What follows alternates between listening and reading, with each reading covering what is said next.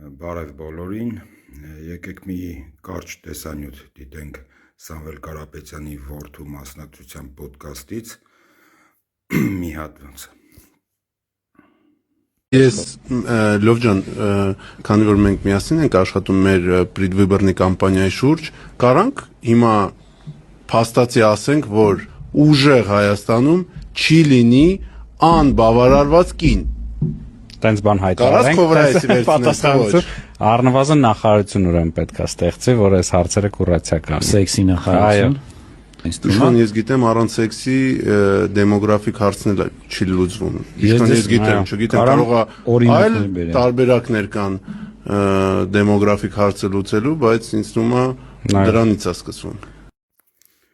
Հարգելիներս, ես ընդհանրապես իմ քաղաքական խոսույթը ձևակերպելուց աշխատում եմ կոռեկտության սահմանները չանցնել։ Այս տեսանյութի հետ կապված դա մի քիչ բարդ է, բայց կփորձեմ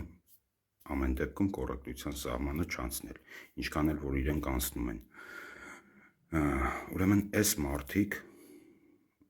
այս արժեհամակարգը կրող մարդիկ հավակնում են Հայաստանի Հանրապետությունում դառնալ իշխանություն։ Այս մարդիկ եկել են Հայաստանի Հանրապետությունում, ինչ-որ կատրիկոսներ են պաշտպանում,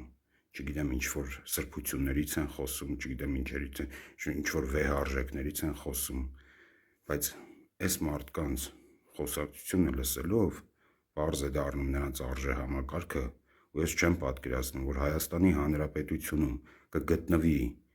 get me Հայաստանի Հանրապետության քաղաքացի, դե իհարկե բացի իրենց նեղ կռուգից, իրենց հարազատներից, իրենց շրջապատից, ով ձայն կտա այս քաղաքական ուժին, իհարկե եթե կարելի է քաղաքական ուժ համարել, այստեղ քաղաքական ուժի մասին խոսք լինել չի կարող, այս ուժը, որ ստեղծվել է Հայաստանի Հանրապետության ներսում, դա ընդամենը սպասարկում է նեղ խմբային շահ և սպասարկում է արտաքին շահ,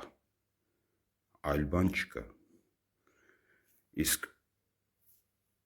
տեսանյութի բովանդակության վերաբերյալ շատ բան չեմ ասի, ուղղակի ընդհանրապես դուք դիտեք ու ձեր եզրակացությունը արեք։